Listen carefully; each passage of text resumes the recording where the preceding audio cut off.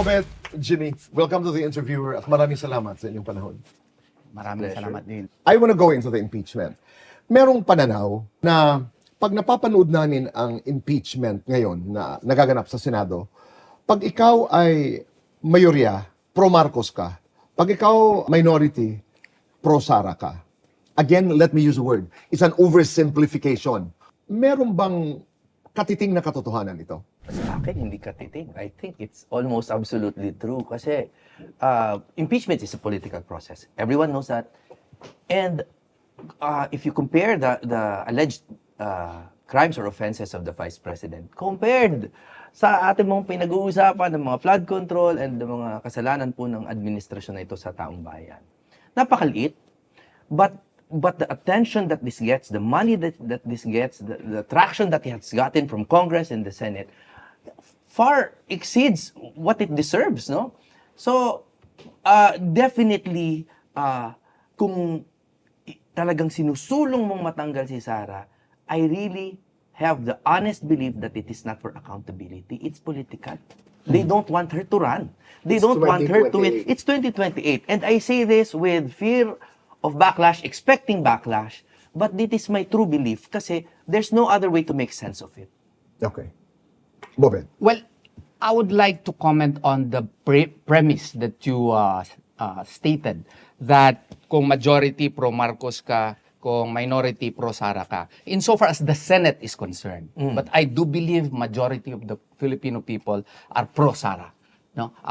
What is my proof? Well, the surveys would be my proof.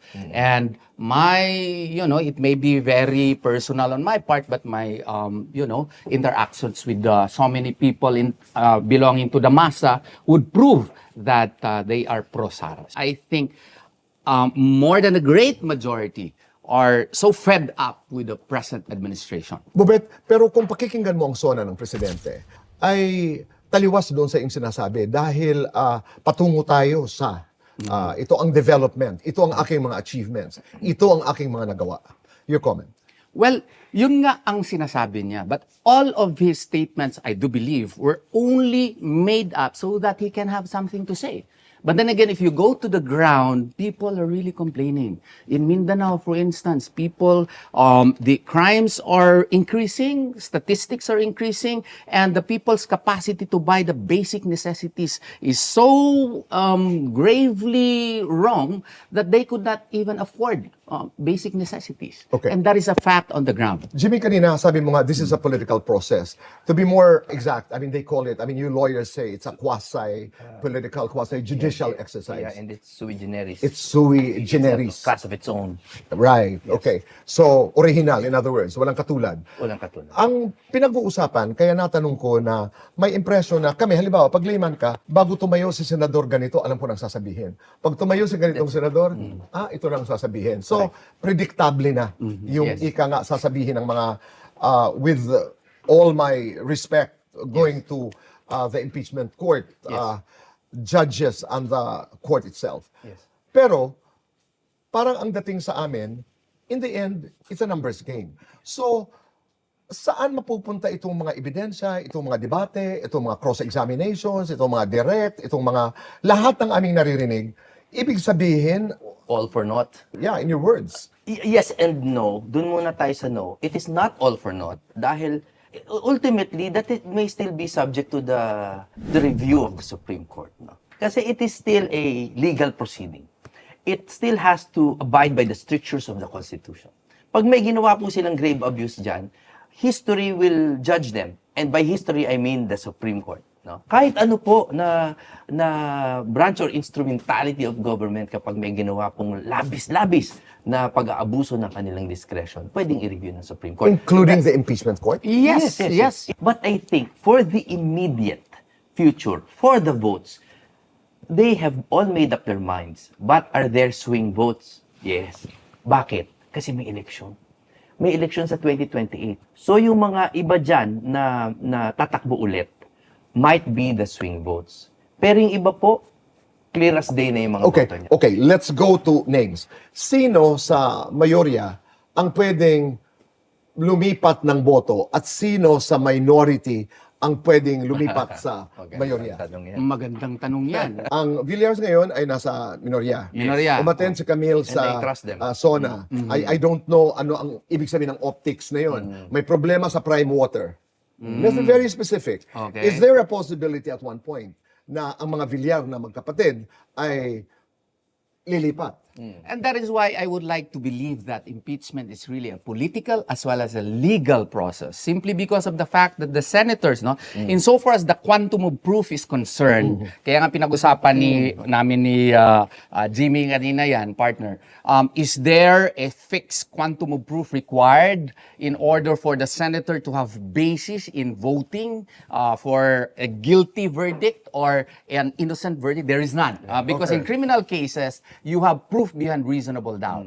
In civil cases, there is preponderance of evidence. In administrative cases, there's substantial evidence. But in between criminal cases and civil cases, there is an independent quantum. And that is the clear and convincing evidence. Now, some of the legal thinkers would advance the view that impeachment is governed by clear and convincing evidence. Well, that is their opinion, but that is only an opinion. So, because at the end of the day, the senator would weigh and base it on his conscience. And his conscience should be based as to whether or not the presentation presented strong proof that would require an evidence which would prove the culpable violation of the Constitution, the betrayal of public trust, and other grounds. But here we will concentrate on betrayal of public trust. And he will assess it. Nakapruweba ba yung prosecution talaga? Kasi impeachment ito dapat ang ebidensya. Mataas talaga because we are talking of an impeachable officer. Yan na, President, Vice President, members of the Constitutional Commission, members of the Supreme Court, and the Ombudsman. 5 lang yan. So kinakailangan siya, i-consider niya, he has to consider as to whether or not the evidence presented by the prosecution is such that it is enough for me to vote for the removal of a high impeachable official. That's the ideal. Yes, that's Pero the ideal. meron ka rin political component na para bagang ako ba'y maiipit dito? Ako ba'y matatalo dito? Ang aming pinaghirapan na negosyo ba all our lives ay mawawala? So, the decision process is not solely based on the ideal. Because I totally agree, Bobet, na dapat evaluate mo ang ebidensya. And that is precisely po, Tito Boy, that the process of presenting evidence and defending likewise the respondent in this case is very important because the way you defend the vice president and the way you argue her case would also matter because kung palpak naman talaga yung presentasyon ng ebidensya ng prosecution. Palagi lang conclusions of fact and law yung sinasabi. Di, nakakahiya naman na papabor ka pa sa prosecution. Mahina naman yung kaso niya. Kaya nga, the process itself is still important. I totally get it. But again, I was trying to point out that there is a political component to that. Much bigger than the legal for me. For me, it's much bigger. Survival din eh. It's Oh, political absolutely. survival. As Because we were talking about the Villars, for Yes, example, yes. specifically. I was going to that. Aside from the merits of the case, aside from how it was presented, how everybody performed, may consideration ka eh. Yes, personal. Personal. Personal liberty as a matter of fact. So, when we're talking about the Villars, is there a possibility that the Villars would actually go and vote against the vice president? Hindi silang mauuna. May mga iba pa akong naiisip but I will Let's have go to name. Senator Loren Legarda. Hindi rin siya mauuna. As a matter of fact, I'm thinking more of the other way. From the majority, the very thin majority, baka yun ang may mag-swing pa Correct. sa atin. Umpisa- For the sake of votes. Yeah. For the sake of votes because of the election 2020 elections. votes, yes. Pero gusto ko umpisan muna tayo sa minority kasi marami ang nagsasabi the Cayetano siblings hindi ito gagalaw. Hindi. Entrenched Robin na yan. Padilla hindi ito gagalaw. Bongo. Hindi ito gagalaw si BG, si Bongo. Aimee hindi ito gagalaw. Pag pinag-usapan naman natin ang majority, sino ang pwedeng may kapasidad or mape-pressure to swing, ika nga, to use your word? Si JV, tingin ko, with all due respect, kasi the current surveys show na may mga tao po na mas mataas pa sa kanya. Katulad ko. Oo. Biro lang po yun, pero totoo yun. Ang akin lang po, they will be definitely hunting for numbers. Imposibleng hindi. The So it's the re-electionists. Yun, Yes, yun. it's the Okay. re-electionists. Who are mostly kasi nasa atin din. Si Senator Alan is re-electionist, si Robin Padilla. Pero doon si JV eh. So, basta ako, I would focus on the re-electionists. No, and also, yung mga lumipat, Joel Villanueva, Si si Joel. Escudero, for Si example. Joel, kasi- Ano ang reading nyo? Oo. Yung dalawang yon. Although, I don't know gaano kabigat yung kaso po na Tinithreaten sa kanya. yung sort of Damocles over their heads, no? So, hindi ko alam. Pero I would really focus on the re-elections. Bago nagsimula ang impeachment court, ay nagkaroon ng debate kung legal, kung pwede ba talaga na magkaroon ng presiding officer. There were pronouncements of Senator Sherwin Gatchalian, for example, that said, this is a paraphrase, na kaya ko naman I can actually prepare to be presiding officer. Pero the majority voted, kung hindi ako nagkakamali, na kailangan ng presiding officer. Wala sa konstitusyon, but we have the right to create our own rules. So, your take. Well, that is a constitutional defect which might infect the entire process. Because, yes, the Senate is the sole judge of impeachment cases, but such authority is circumscribed within the parameters set by the Constitution. Note that the Constitution is the prime law of the land upon which all laws must conform to, even the Senate sitting as an impeachment court. So therefore, it is my humble view that it should be Article 11, Section 3, Paragraph 6, it should follow. That if you go into the intent of the 1987 Constitution, it was clearly stated there that in cases where the impeachable official is other than the president, it should be the Senate president who should preside. And that is clear in the framers of the 1987 Constitution. records, di ba? In the records of the 1987 Constitution. So, since that is a fact, then that should have been followed. But then the Senate did not follow it, then it has only itself to blame if the Supreme Court will later on act and say that all proceedings Are void. Are void. From a non-lawyer, express sa Constitution na pag hindi ang presidente ang nililitis, ang presiding officer ay ang Senate President. Ang Expresso Constitution ay nakalagay lamang doon na kung ang presidente ang inihabla, Chief Justice. Chief Justice. So, meaning, implied therein, it's clearly implied therein that other than that, then it should be the Senate President. Punta tayo doon sa threshold, kanina yung pinag-uusapan. Dahil early on, sinabi ni Senator Cheese Escudero, you need 16 to convict and 9 to acquit. Tama ba ito? I mean, ano ang inyong pananaw? Ano ba ang tunay na bilang? Ano ba ang magiging basehan ng threshold na pinag-uusapan? 24. 24 talaga. 24. Unless may namatay, yun, 23 na lang. Or removed. Oh. Or yung talagang, according to the rules, talagang either namatay or talagang removed na from his seat. Pero hanggat nakaupo siya dyan, at pag binaluktot nila yan, dito na natin makikita, Tito Boy, na talagang may nagmamaniobra na ito. Kasi of all the members of the Senate, Very clear yan yun. yun eh. Klaro yan eh. Pero Marami na nag-agree tayong naman, nabasa niyan. Chief Justice, former Chief Justice Davide, Thank expressed, God, thank di ba? God. Praise God, He said that. Yes. And kung hindi ako nagkakamali, even former President, Senate President Tito Tito, Soto. he considered that. He considered but, also. But you have to understand why we are worried, no? Because there have been many pronouncements by this administration, Okay. whether legislative or executive, that have not been followed, no? So, we have to be vigilant at paalala natin ng paalala na 16 ang magic number. Pagdating naman dito sa mga kaalyado ng minorya, Senator Marcoleta, Senator Jinggoy Estrada, Senator Bato, who is not available, I think Senator Amy Marcos was quoted to have said one time na dahan-dahan kami inuubos. Totoo naman eh, kasi yung kay Senator Bato lang, halata naman that we already withdrew from the Rome Statute. Yet this present administration, despite early denials, is insisting that ICC still has some form of jurisdiction over the Philippine situation. And to our mind in the past, and still is present now, sinasadya ito para ang isang rason, para magiging unavailable si Senator Bato. Ikaw na ba naman ng dakpin at dalahin dun sa ibang bansa, no?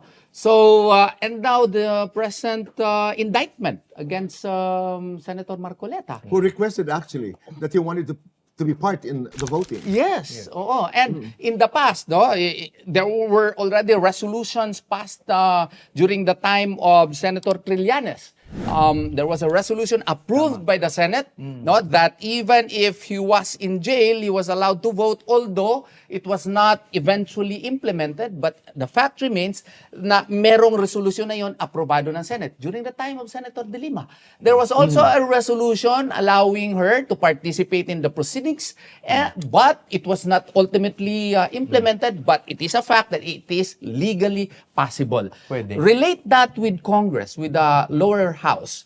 Their voting can be done even by text messages. They can participate via Zoom. They can participate via cell phone. Now, what is the difference between the lower house and the upper house? They constitute one Congress. So whatever may be the procedure in the lower house may likewise be the procedure of the upper house. So it is my humble belief that it is just within the will of the senators to allow my client, Senator De La Rosa, to vote or to participate if he wants to, as well as Senator Marcoleta to participate, because at the end of the day, he may be politically, he may be in jail because of a political motivation, but he is still a senator voted by the people. Ito ba'y hindi napapaloob sa batas? Halimbawa, may makulong, o di kaya'y may hindi available, o di kaya'y may kaso. Meron bang batas na nagsasabing you can still be an active participant of the Senate proceedings? Merong Supreme Court decision na sinasite Jurisprudence. pero hindi yun applicable kasi sa mga senador. The Senate can always pass a resolution allowing them to participate. And because why? There is that presumption of innocence. They are not yet guilty.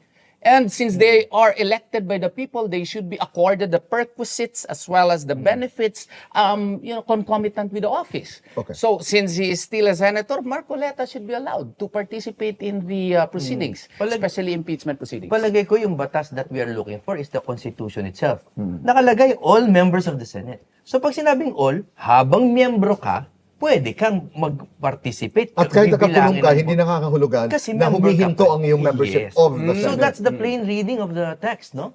All members, member ka, hindi ka patay, hindi ka removed, member ka. May mga naniniwala na yung proseso ay flawed, ay defective doon sa paghuli ng dating presidente na ngayon ay relevant sa usaping may kinalaman kay Senator Bato.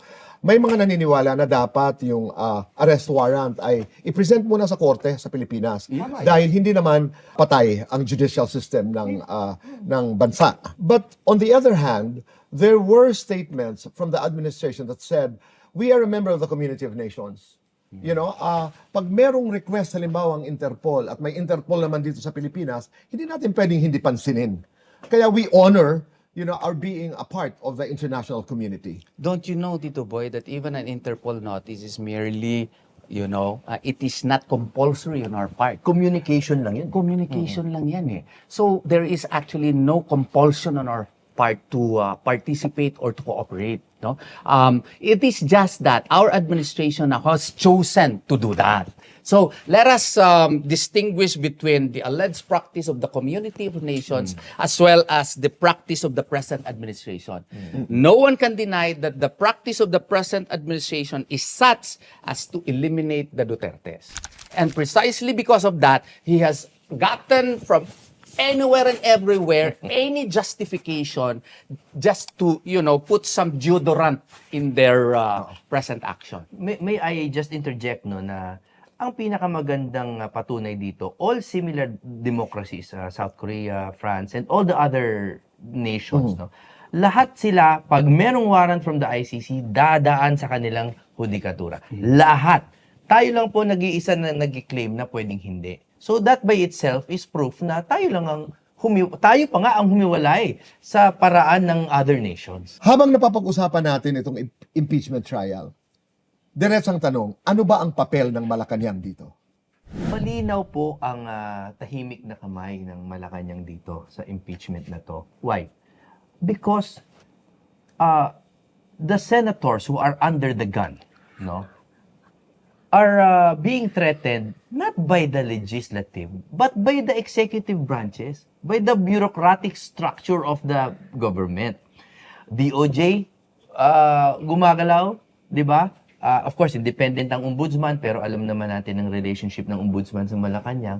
So, they are definitely making sure that Sara does not win. Why? Because the relationship between Marcos and Duterte has soured so beyond repair that I think they simply fear the future. No? So I think this is a matter of political survival and in fact physical survival on their part. The hand of Malacanang is clear just by looking at the actions of the bureaucracy. Well, same thing, Vice President Sara Duterte is up against the full panoply of powers of the present administration. When I say full panoply of powers, there is a seeming community of actions, community and concerted action to unseat her. And this could not be made possible without the active yet secret participation of the present administration. It has even, blossomed not only from secrecy into an open declaration. Because if you look at all the happenings today, it is undeniable that the matter that happened against Senator Marcoleta, only a fool would believe that Malacanang has no hand in it. So the matter insofar as the participation, continued exercise of jurisdiction by the ICC insofar as the Philippine situation is concerned, such that Senator Bato is forced to have himself physically unavailable for public service, you would not believe if there is no hand of Malacanang in it. Posible ba magkaroon ng Senate President at Speaker of the House na walang basbas ang Malacanang? No way. We are too grown up to not know that, no. Alam naman natin na ang executive, I don't object to that, no, by the way, no. Kasi kuminsan naman talaga hindi naman magkakaaway ang three branches of government. They have to be interdependent, 'di ba? Pero iba naman yung magkakasundo kayo sa conspirators na kayo, no? And ang nangyayari ngayon is I don't want to accuse the current speaker, but in general, in this administration, yung speaker tsaka yung SP, hindi pwedeng hindi nila hawak. And this is proven by the brief stint of Alan Cayetano. Sandaling-sandali lang nawala sa kanila yung beat. At yung buong bürokrasya ng gobyerno at buong media, nilabanan na si Senator Cayetano na parang siya na yung pinakamasamang tao sa buong daigdig, no? And I think this is proof na talagang mawala lang saglit sa kanila yung kanilang stronghold on the heads of Congress. Magwawala talagang Malacanang. Yan, same thing. Oo, kasi imposible naman yung pangyayari dito, walang maniniwala na walang hand ang Malacanang dito. Okay. In your view, pang ilang araw na tayo na nagmamasid sa impeachment trial. How is the prosecution doing? Palagay ko in terms of managing perception for their aims, I think they're doing quite well. Now, and I say this only because I see the reactions of my relatives who are on the other side, of my friends on the other side. They're fully convinced of what the prosecution is arguing. Okay, what about the defense? They're doing well, I think. Lahat naman tayo, we cannot be Monday morning quarterbacks, no? Ayoko maging backseat driver. There are some things that I would love to suggest, no? But I would give them a grade of 95. No, Mataas yun. Mataas naman. Again, iba siguro yung sa aking kaibigan. But simply because hindi nila pinapalagpas yung mga attempts ng prosecution to create perception rather than establish law. Hindi nila pinapayagan yung conclusions of law and conclusions of fact na ginagawa ng kabila. You're reading. Your assessment of the performances. Yes. Insofar as the prosecution is concerned, the private prosecutors, optics-wise, great. Why? Because they are taking advantage of their experience and they are taking advantage of the advices given to them by media handlers. But evidence-wise, unfortunately, maybe because their case is really weak, I mean, objectively, I have to say that evidence-wise, no. The Article 4 on grave threats constituting betrayal of public trust, no way that you would conclude that the declarations of the Vice President would amount to such a crime that it would qualify as a betrayal of public trust. Impeachment is not about trial of controversial statements. It is a trial of impeachable offenses. Such offenses that would tantamount to the removal of a public official voted by millions, 32 million. Perpetually. Yes, perpetually. Perpetually, And disqualifying her for the rest of her life. Okay. Now, the defense, on the other hand, optics-wise to some of the lawyers may not be so good at first. No? But POA is great, right? And but Magaling. evidence-wise, no, especially the young lawyer, second lawyer, and his cross-examination likewise, insofar as Director Matibag. Matibag is concerned, was excellent. And I do believe that the people have likewise realized that the evidences presented against VP Sara insofar as Article 4 is concerned is based upon secondary evidence, and therefore it constituted as hearsay evidence, and as such, according to People versus Damaso, it has no probative value, and therefore the Vice President, insofar as Article 4 is concerned, should not be convicted. Hypothetical scenario. What if the Vice President resigns? Well, that may be the Gutierrez track because Ombudsman Gutierrez was impeached, and then before trial began, she resigned. But I don't think VP Sara would do that. I'm sure your question is more of what would happen if she resigns. Tutuluyan pa rin ba siya doon sa perpetual absolute disqualification? Pinagdidebatehan din yan. O pinagdidebatihan. But, again, verbalehis, basahin mo yung Constitution, hindi naman mandatory na ipataw yung parehong parusa. Yun lang yung maximum na pwede, na penalty. Ang pwede lang gawin, removal, tsaka disqualification. You cannot go beyond that. Hindi naman nakalagay doon na pag in-impeach ka, kailangang ipataw sa'yo yung dalawang yan. That said, pag nag-resign siya, palagay po ba ng taong bayan na titigil na rin sila yung prosecution? Itutuloy pa rin nila yung kaso because hindi naman removal ang habol nila, disqualification. Kasi again, as I've stated, 2028 po ang Andyan lagi, no? purpose. The pendulum hanging Yes, over absolutely. all of us. At saka delikado din kasi yan, Tito Boy. Kasi the Constitution is silent. Kung mag-resign ka, can the impeachment continue? Pwede rin nila i-continue. And yung sinabi kasi ni paring Jimmy, no, pwede rin siya kasuhan. Kasi Yes. the consequences of conviction in a Senate impeachment trial would be removal from office, perpetual disqualification, and possible prosecution. So, kung mag-resign ka, okay, removal from office may not be there, but what if they will continue? Okay, you resign, but there is also a principle of law. Once jurisdiction attaches, Adherence. adherence of jurisdiction. So, it continues until it is, resolved. So, they might also, lahat na lang ng ideas ngayon, tinatry nila eh. There is no stopping them if they will also try that. Sa basa ninyo, kailan siya lalabas sa impeachment court? I am not ashamed to admit that I have absolutely no idea. Hindi po, the biggest strength of Sara Duterte is hindi mo siya mabasa. So I think she should maintain that. I'm happy not to be able to read her mind.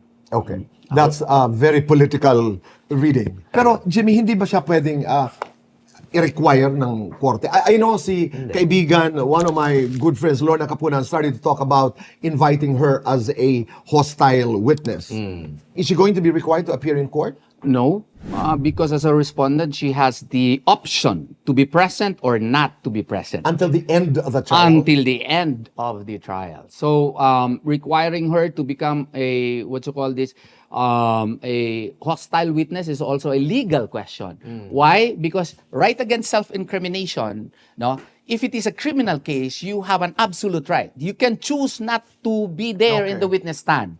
And impeachment, being sui generis, unique on its own, can also take the form of a criminal case. Why? Because what is at stake here is the possession of the second highest position of the land. Okay? So therefore, Vice President Sara Duterte can refuse legally because she can invoke that my right against self-incrimination is absolute. I can refuse to take the stand whether I am a willing witness or hostile. Maisingit ko lang, no? Again, the reason why we are treading on parang uncharted territory, no, is eto na naman sila na baka baguhin na naman nila yung interpretasyon on who can issue warrants. Bakit? Kasi sa normal pong korte, yung subpoena, pag hindi mo yan kinumply, it can ripen into a warrant. The court can issue a warrant to serve compulsory process. Judge yon. At nakalagay nga sa constitution natin na judge ang pwedeng mag-issue ng warrant. Ito, ang senator judge ba pwede? Di ba recently nga, they brought out the whole mechanism of the academe na sinabi nila pati ang judge daw ng ICC ay judge na rin in the contemplation of the Constitution, which I strongly objected against, no? Na ibig sabihin, yung warrant ng ICC directly enforceable na immediately enforceable dito? Hindi naman pwede yun. But, what if they do that? Then again, we're treading on dangerous constitutional I get it. ground. May mga nagrereklamo kung bakit sobrang panahon ang ibinibigay sa impeachment. I think this is a young man, Lian Leviste, in one of his discourses, was trying to point out what happens to the flood control mess, what happened to the corruption that we are investigating. So, August of last year, of 2025, naglabas ang Presidente Marcos ng listahan yung 15 contractors. Fast forward to today, in your view, I mean, ano ba ang naganap? Anong nangyari? May mga nakulong? Are you happy with the outcome of the flood control investigations? Well, certainly not happy. Now, this is no longer legal. I think this is no longer legal. This is all political. To my mind, this is a deliberate attempt to divert the people's attention from what should supposedly be done by this present administration. We are entertained so that we can no longer focus on what matters. And that is why the president is continually entertaining us now by giving us another version that accordingly there is going to be an indictment, supposed indictment against his cousin. Yung aking media practitioner na pinsan, si Franco, taught me about the Overton window. And the Overton window, I'm sure as a media practitioner, you know this, is that meron lang talagang mga 4 o 5 bintana, which means topics, na kayang pagtuunan ng pansin ng mga Pilipino. So, PR operators, ang objective nila, para maalis sa bintana na yan, no? So, if you want the flood control to not be talked about, you create many other train wrecks, no? And I think this is what they're doing with this. So, am I happy with the flood control? Absolutely not. Why? Because until it reaches the mastermind, at until hindi nababalik yung pera na yan, well, how can we be happy? And we all know who the mastermind is, but every time we mention the unmentionable names, we get bashed. What is sui generis about this case is marami mga taong involved dito sa flood control are major players of the impeachment trial. Kasi halimbawa nung nag-statement si former Speaker Romualdez, nagpangalan siya. I am not part of the BICAM Small Committee. Pinangalanan niya si Cheese Escudero, pinangalan niya si former Senator Poe. A lot of the people involved or allegedly accused are participants of the impeachment trial. Kasi ang hindi napapag-usapan, parang nasa na ba ang kaso? Ilan na ba ang nakulong? Sino na ba? Bonoan is now a state witness. At ng mga bagay na ito, ang dami nang nangyayari. Kasi right after the SONA of the President, nag-statement si Speaker Romualdez, former Speaker Romualdez. Sinabi niya, my family is in pain, but I am innocent, and I will fight this through, etc. And I remember also the statement of Martin Romualdez after we got the news that Zaldico was arrested in the Czech Republic. Na para bagang sinasabi, kami ang naghahanda ng budget, pero hindi kami nag-i-implement. Executive. You know, wala kaming, I am not part, I wasn't even part of the deliberation of the budget which was done by the BICAM. So masalimuot at ang dami-dami Masalimuot. involved. Yes. And of course, I've been following the Supreme Court oral arguments, no. There have been names na critical na hindi pa tinatawag sa mga Blue Ribbon. Halimbawa, with all due respect, I really don't want to put anyone in a bad light, pero sila Secretary Amin ng Pangandaman, for example, no, sa DBM, specifically named in the oral arguments. No? For example, yung mga budget daw sa routine maintenance of national roads. No? Meron na sa programmed appropriations na 1.6 billion. Sa unprogrammed, merong 3 billion. So, total 4.6. Pero ang in-approve na release, 13.5 billion. Okay. So, paano nangyari yon? Kailangan imbestigahan, di ba? But have they been called? That's a big discrepancy. Tinawag na ba? Hindi pa. So why are the people that lead to the executive and particularly to the top of the executive, bakit hindi tinatawag? Bakit laging dito sa side lang na to? Which is why I kind of empathize with Martin in a way na wag naman puro kami. Yung sa executive din. Ako, tinanong ko na ito, pwede bang maglabas ng pera mula sa mga unprogrammed funds na hindi alam ng presidente? Posible naman Ikaw na yan. lang Siguro mag-isip. mangyayari yan. Oo. Oo, kasi siya yung Chief Executive Officer of the Executive Department, no, that implements that. Eh, saan ba galing yung Department of Budget and Management? Oo. So, imposible talaga po. Actually, yun, may no? sumagot sa amin at sinabing, hindi, but you know, the president delegates. Pero, ang katuwiran ng marami ay hindi naman siguro 100 billion at hindi naman 200 billion at even 50 billion i-delegate lamang ng presidente sa halimbawa DBM at pababayaan lang i-release no without the president's approval. The nature of unprogrammed funds no, is it is not a standby fund. Diba? Yes. It is a standby appropriation. Meaning, kailangan may mangyari para ma-justify yung gamit na yon. Presidente lang makakapangyari doon sa mga pangyayari na yon. Doon sa mga conditions or triggers as they call it. No? Yes. So, imposible po talaga. Okay. Insertions para lang maintindihan namin. What is your take? Kasi dito sa small committee ng BICAM, sa small committee sa Kongreso, doon daw nangyayari yung mga insertions sa mga iba't ibang politiko. Kaya What nga- do you know? Kaya nga siguro nagkaroon tayo ng impeachment trial talaga para mawala talaga yung kasi ang mga involved doon ay nandyan sa impeachment trial din. Oh. Tapos yung nagpasa nung nag-initiate ng impeachment trial, involved din yung iba doon sa mga insertions. Okay. So, our attention really has to be diverted para hindi na pag-uusapan yan. Gaano ka-importante si Zaldico na makabalik? Very important. In fact, matagal na kaming naniniwala na pwede naman siyang mag-testify online eh. Pero Bakit hindi nangyayari yun, Chini? because they really don't want, he will spill the beans, no? Absolutely. He knows the mechanism and is so motivated for his political survival to share what he knows. You've heard about the video confessions. Yes. Yes. Para sa akin, no, pwede naman gawan ng paraan because we have many ways to verify the authenticity of his identity and his testimony. Pero pag ayaw, talaga maraming dahilan. Na-divide din yun, no? Yung halimbawa, sino ba talaga ang worthy maging state witness? Yeah. Well, Even during Marcoleta's time, di ba? Yeah. Napapag-usapan na yun because he was suggesting names, ang iba naman, they were suggesting others. it is my unpopular view na hindi naman natin kailangan ng state witness. We don't. I don't think so. I think we can make deals siguro, pero hindi naman yung completely immune na sila. Because what happens when one becomes a state witness? Napapawalang sala. Napapawalang sala and you become the witness for the prosecution. At saka you're supposed to be the, least guilty? Not the most guilty. Not the most Diba, guilty. yan yung madalas na sinasite, no, that you're not supposed to be the, The most most guilty. guilty. Pero meron sila nakakalimutan na iba pa dyan. May nakalagay dyan that there is no other direct evidence available. Ang daming direct evidence. And na yung testimony niya can be substantially corroborated on material points. Ang dami niyan eh. So, we cannot focus lang na porky not the most guilty ka, pwede ka ng state witness. May direct evidence naman eh. Bakit hindi hulihin lahat? Now, for practicality's sake, kung kailangan talaga natin mag-offer, maybe to a limited few. Wag naman yung mga near the mastermind, mawawala na. If not the mastermind. If not the mastermind. Who is the mastermind? Ang baka ayoko kasi makulong.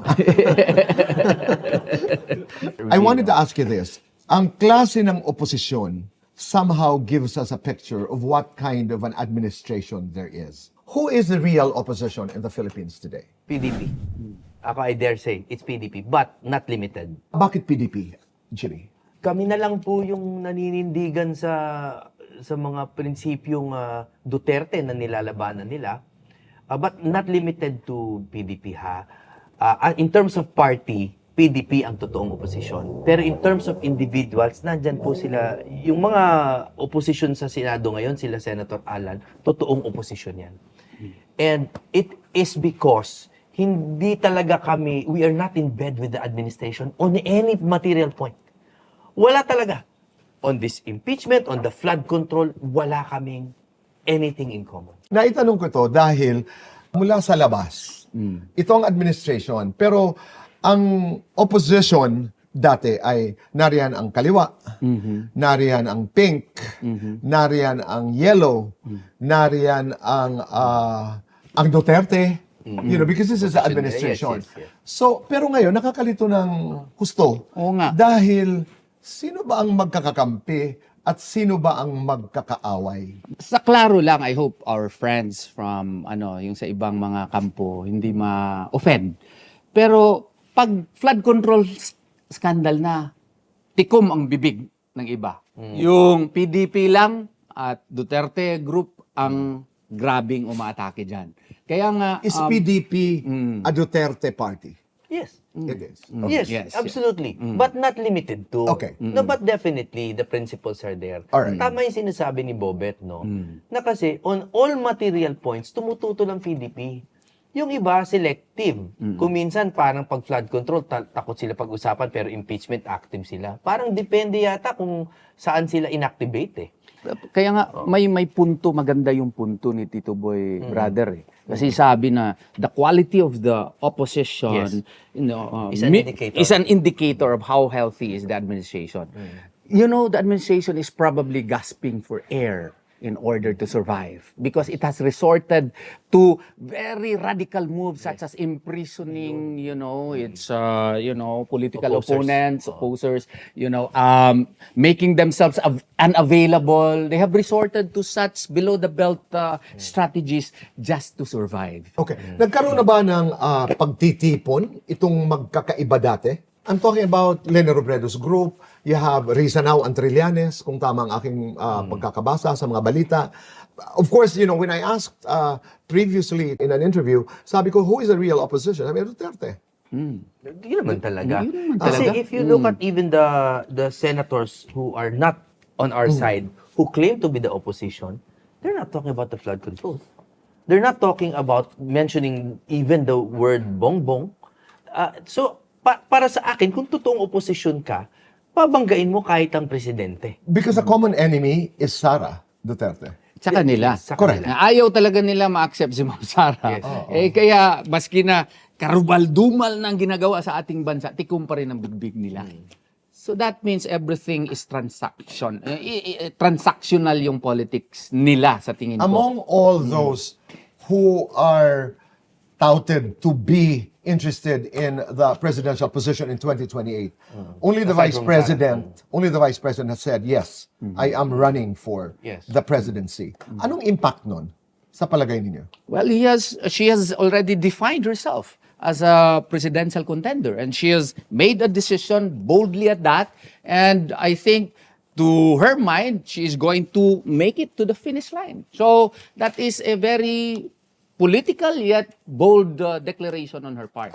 Jimmy, palagay mo, pag tumakbo ang vice president for the presidency, anong baon niya?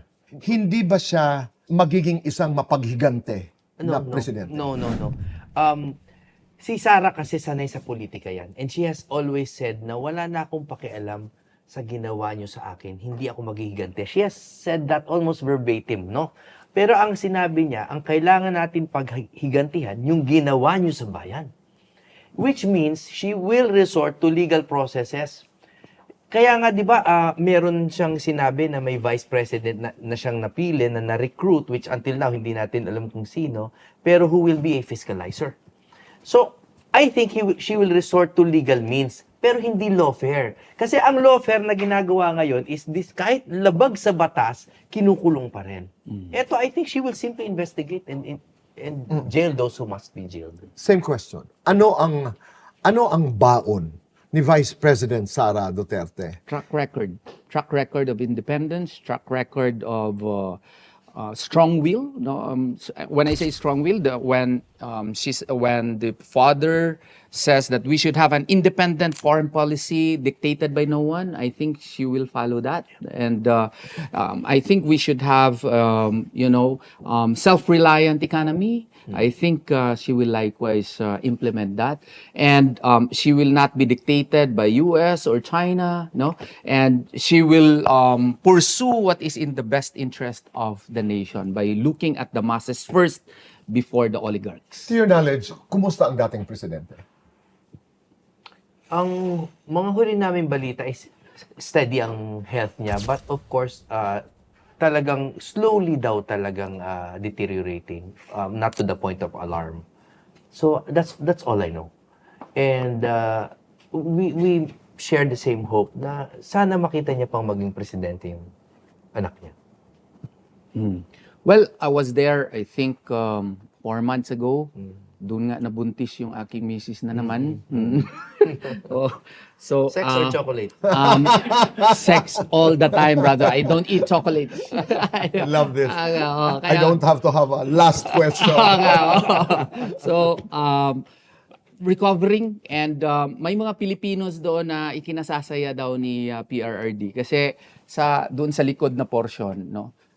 Pwede kang sumigaw. Tatay, naririnig niya. We were there. Nag-attend din ako dun eh. Oo, so ganoon. So sana masaya siya, and sana magkatotoo na baka may milagro na makalaya siya. And I hope and pray that Allah subhanahu wa ta'ala will grant it. Maraming salamat. Thank you, Salamat Tito. po. Mabuhay kayo. Thank you. Thank you. Thank you.